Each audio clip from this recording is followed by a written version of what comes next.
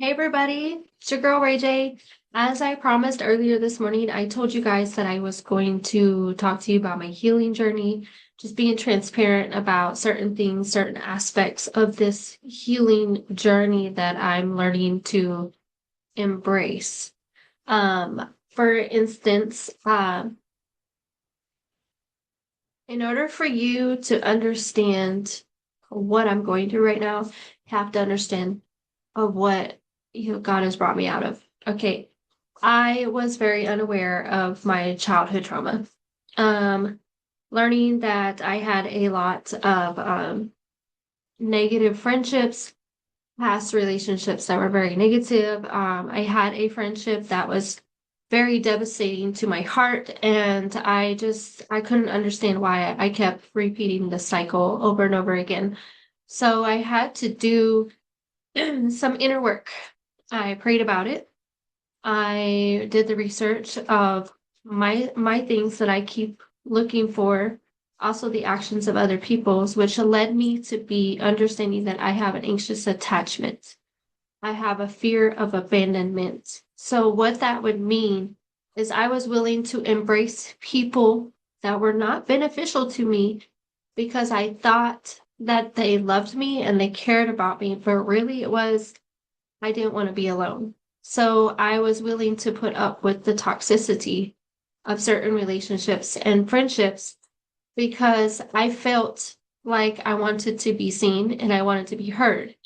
And that was the part that I was embracing before this journey began. So my heart was shattered, really broken by someone that I held very dear to me. That's no longer in my life. And I got to a point where I was like, God, I don't want to be like this. I don't want to be at this level. I don't want to be suffering like this anymore. Please help me understand what I'm going through. So he did. He answered all my questions. But through that healing process, I had to also embrace that in order for me to change, I really had to change my way of thinking, the way I was acting, my behaviors. I had to embrace a lot of things.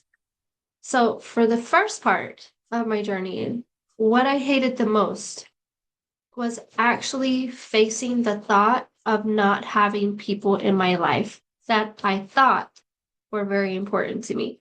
Okay, I had to actually embrace the fact they didn't really love me. Okay, I had to embrace the fact that those people were really toxic to me. They were not valuable to me. They were no way contributing to the goodness in my life. Matter of fact, they were the biggest learning lessons in my life ever. Okay. But what I hated was having to let go of that feeling, having to give up on people I didn't want to give up on. But God removed them anyways. God removed them, and it was a slow, painful process for me because every time I tried to bring them back into my life, God was instilling the pain and the hurt and all that kind of stuff in my thought process to help me let go of them easier because now it was really starting to hurt me. And eventually it did. It shattered me. Um, so I had to embrace the thought of actually giving up on people, walking away from people. As an anxious attachment, we're not known for walking away or giving up on people. That is completely opposite of what we do. We're clingy, we're needy, we're over communicating our thoughts, and we're over communicating our stuff that we go through. And I hated the thought of giving up on people that I actually cared about. I don't know if they cared about me, pretty sure they didn't, but I cared about them. So I hated that part. I hated the part of having to let go. But in the process of letting go of them, I've learned to love myself again. I've learned to understand that there is a purpose through my pain. That I've loved the fact that God is teaching me that if I kept focusing on those very toxic behaviors, those very toxic people, God could go to work on me and help me be a better person. He couldn't change my mentality. He couldn't give me any form of peace in my life. If I was still clinging to those people, I would probably still be thinking the same, honestly, and still more toxic because then I would be holding on to somebody who really didn't want me there. Do you understand what I'm trying to say? Um, so I'm learning to love God more because, like a good father, he let me experience the experience, but he embraced me when I came back. He gracefully broke me to a point where I asked him for peace of mind. I asked him for a change of heart. I asked him to show me the purpose through my pain, to show me why those people were not good for me, to show me his will in what is going on through all of it. And I'm loving that part of my journey. Okay. What did I have to let go of on my journey? Oh, gosh, the list can go on for days and days. I had to let go of those people first and foremost. I had to let go of my pride. I had to let go of my insecurities. I had to. I had to let go of my insecurities. I had to let go of my inability to communicate with my husband about what I was feeling, what I was embracing. I had to let go of having control of everything that was going on in my life. I had to literally let go, tell God, I'm pouring out all my pain, my sorrow, my brokenness, my hurt, all this trauma that I'm experiencing, God. I'm pouring it out onto you out of my cup. Please fill me up with whatever you need to fill me up with.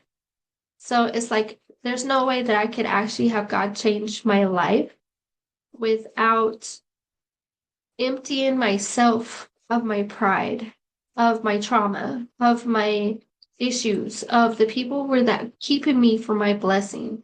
Okay, because I wanted them there. They weren't good for me, but I wanted them there. But then they hurt me. So I let go and I let God have them too. And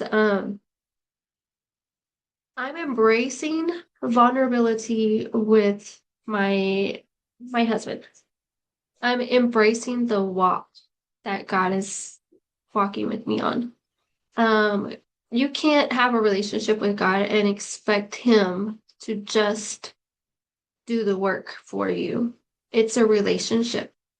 It's not a one-way thing. God wants you to walk with Him. He wants you to grow with Him. He wants you to talk with Him. He wants you to embrace that relationship. He wants you to grow in understanding on why He's doing what He's doing. And I'm embracing that walk. I'm embracing solitude. I never wanted to be alone. I always wanted to have people to talk to. I've always wanted to have people around because I didn't experience that in my childhood. I had people there, but I didn't have people I really counted on, to be honest. So I've always wanted somebody there, and that was part of my toxic behavior. I would entail having the people around me that were really just not good for me because I didn't want to be alone. So the fear of abandonment, being left alone. I'm embracing that. I'm embracing the silence. I'm embracing the quiet time. I'm embracing the understanding that I can't control people. I'm embracing the fact that I need to depend on my husband more than I ever have in my entire life. Because depending on him has been something I struggled with in the beginning of our relationship in our marriage because I was a woman stuck in my survival mode. I was a woman who didn't truly embrace a man actually taking care of her because I never had that in my life. I never had emotional support. I'm embracing that too. Never knew what it was like. I didn't.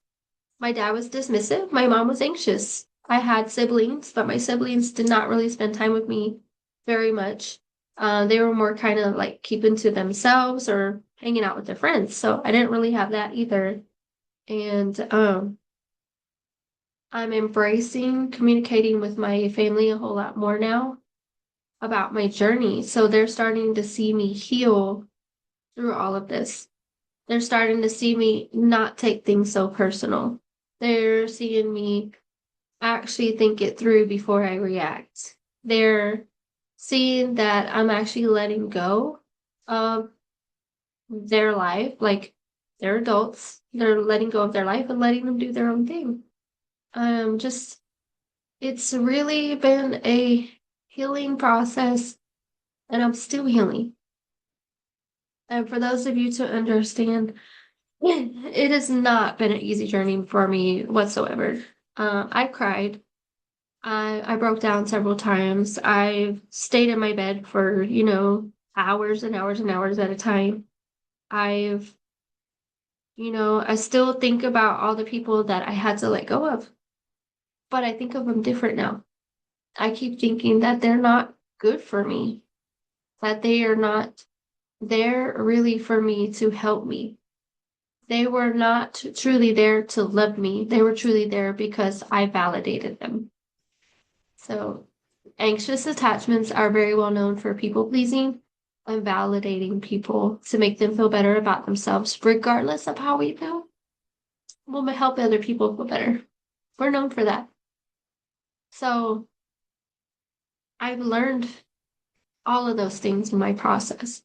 And for all my anxious healing attachments, I hope this video helps you out to understand that you too can heal. And understanding your situation, it will help, but it won't fix things unless you actually make the effort to fix it and walk it and actually face yourself. I strongly embraced facing my insecurities. I learned to understand that being honest with myself and realizing that my feelings are valid, that I need to take care of myself, that I need to really communicate and depend on myself. I need to be that best friend that I wanted everybody else to be for myself has been the best part of my journey. And, I couldn't do it without the great support of my husband and, with God walking with me, because without that, I'd be a hot mess. I really would. That's just my little bit of my story. So I hope this helps.